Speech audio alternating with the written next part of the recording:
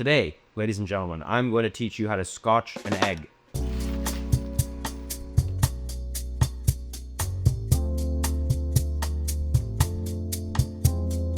Basically, if you don't know what a Scotch egg is, a Scotch egg is an egg, soft poached egg, preferably medium or soft poached, so the egg is still runny on the inside, with sausage meat or minced meat that's paned with breadcrumbs and deep fried. You carve it in half after, and you basically have a runny yolk. You have cooked sausage, meat, and crispy outside. Oxford sauce, you can use with brown sauce, HP brown sauce. You can use with my favorites, Branston, small chunk Branston pickle, which is very much available in the UK, not here. Something acidic, sweet, a little punchy is very good to eat with a Scotch egg. So I'm going to show you how to make that today. We've got eggs, we've got boiling water. I'm going to walk you through the whole process. You're going to learn, and it's going to be amazing. I learned how to make Scotch eggs when I was working in a Michelin star pub in London called the Harwood Arms. I was there. We used to make loads of Scotch eggs every Sunday. Whenever the Chelsea game was on, we'd have a whole bunch of people come in. I love Scotch eggs. You should love Scotch eggs. They're delicious. And let's make some Scotch eggs, all right? The first step is I'm going to cook the eggs, okay? You want to boil the eggs. Just be careful that the water is not so boiling that the eggs are going to be fucking jumping around everywhere and they're going to break.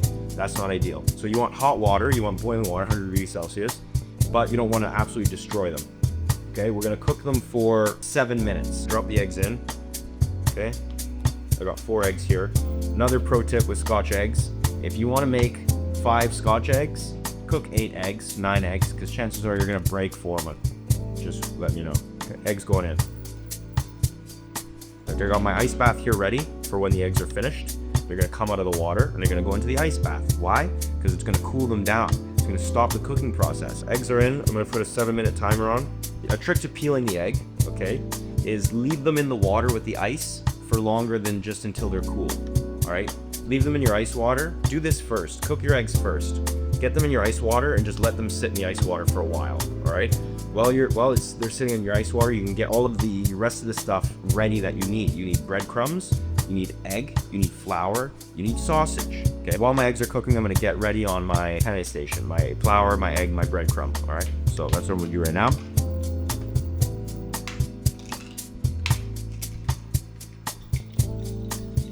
Throw a tiny splash of water in your egg to thin it out a little bit.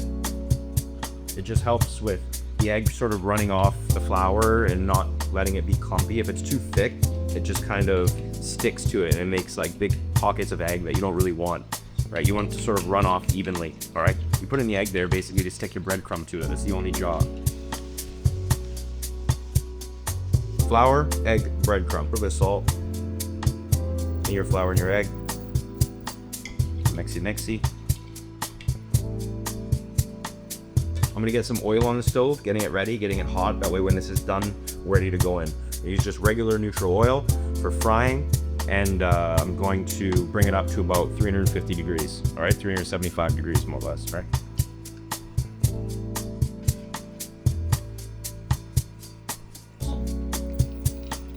Great, so we have our Scotch eggs, okay? We have our eggs cooked. 7 minutes. They've been sitting in ice water now for probably about 10 minutes. We've got our sausage meat ready to go. Flour, breadcrumb, flour seasoned, egg is seasoned. All right, now what we're gonna do is portion out our meat. Like I said, buy sausage meat. Your grocery store doesn't have sausage meat, move cities, very important. Okay, we're going to weigh out the sausage meat in 90-gram balls, and then we're gonna divide them in half, okay? 90 grams is the right amount of meat to wrap around the egg, okay? So I have a scale here, put this on the scale. 0, 90 grams. Eggs, use the water. Water will help. You can run them under the tap, that helps as well, but I mean, realistically, you can just do it straight in here, it's fine. Into the flour.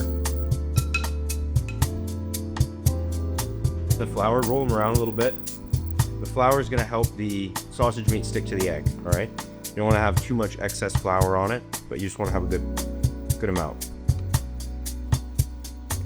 Just nice even coating all the way around the egg, all right? What we need to do is take these 90-gram balls of sausage, divide them in half, 2 perfectly even halves, and we're basically gonna nest the egg straight in the middle, all right? Okay, you don't want to go too flat because then you're gonna have excess. Basically, in a perfect world, you have 2 exact pieces of sausage meat. all right, that come together perfectly around the egg, and you're just kind of closing it together, all right? So you want to flatten it out a little bit, but not too much. All right, and place your egg just in between the two, okay? And gently, almost like a ravioli, close the egg in the sausage meat, okay? Making sure it's even all the way around, okay? You're trying to achieve the same thickness of sausage all the way around the egg. That's what you're going for. All right, you're just closing it in, pinching it shut nice and tight so that it doesn't open. All right, rolling it, giving it that natural shape to the egg once it's finished. All right, that's pretty much perfect scenario Scotch egg phase 1. So I'm gonna do that with all 4.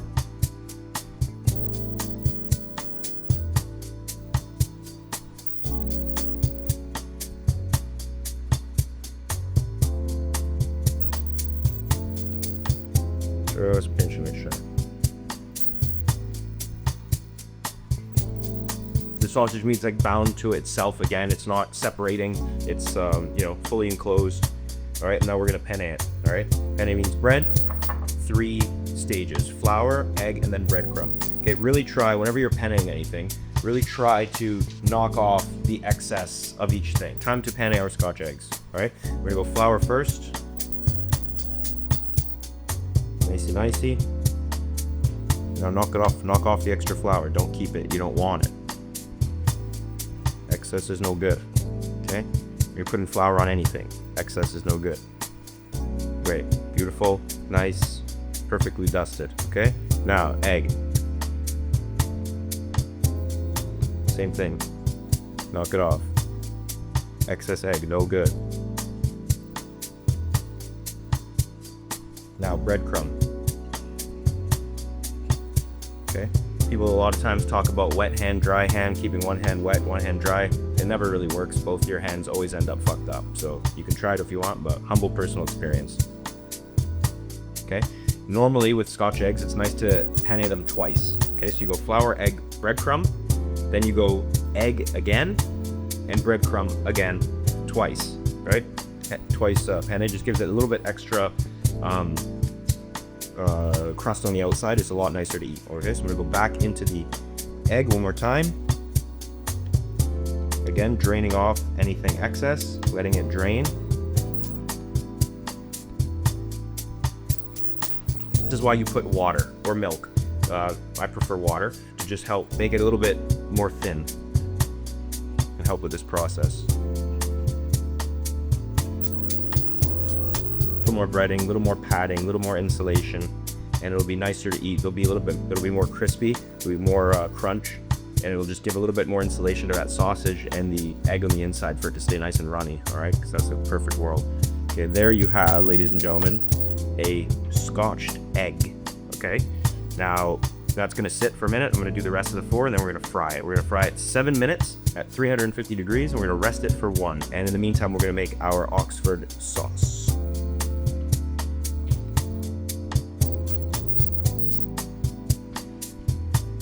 We used to use half venison mince and half sausage meat. You can really do anything you want. If you want to use like an Italian style sausage, spicy. You want to use like an English breakfast style sausage that has a little bit of like warm spices in it, sage, stuff like that. You can use whatever you prefer, wherever like your preferred sausage where you're from. I would say that's fine. As long as it's minced meat, basically, is what you want, because you want to be able to spread it across the egg evenly. I'm using panko breadcrumbs, Japanese breadcrumbs. Sometimes, breadcrumbs have a tendency to be too big, too chunky. If that's the case, just take a food processor and blitz them down. Now, what happens sometimes? This happens. You have egg that goes into your breadcrumbs. It sticks to the breadcrumbs, it makes them clumpy, and then it makes for when you put them on your finished product, it's just not as nice, not as refined, and not as perfect. So do a little bit at a time and just get rid of them. Fucking use them, get rid of them, replace with more, right? Breadcrumbs are cheap, so make nice Scotch eggs. All right.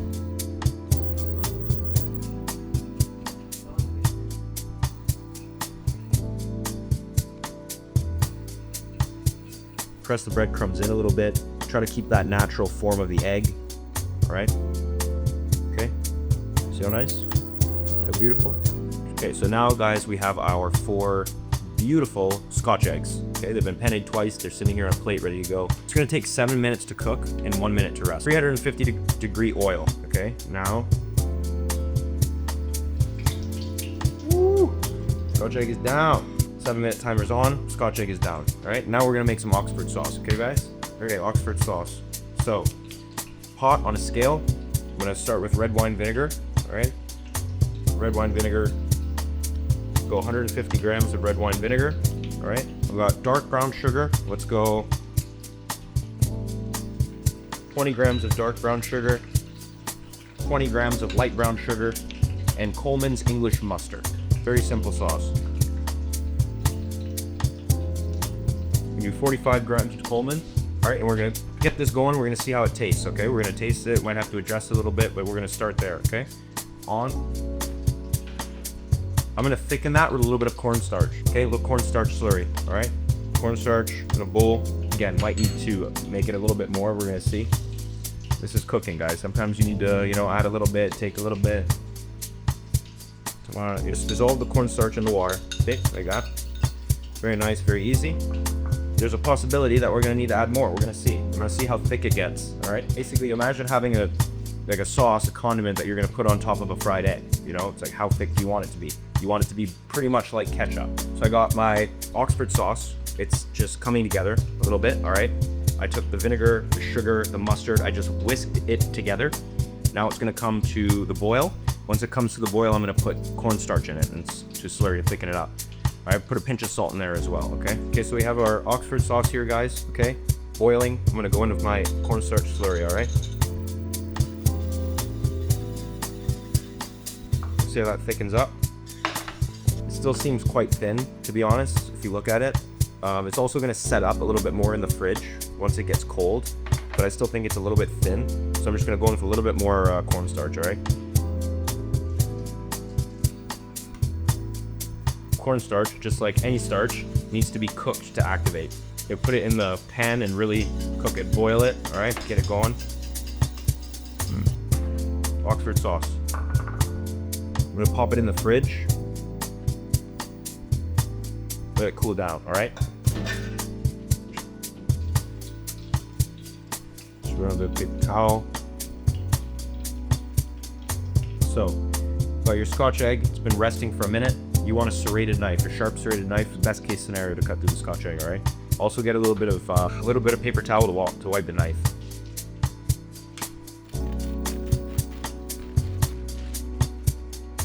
So,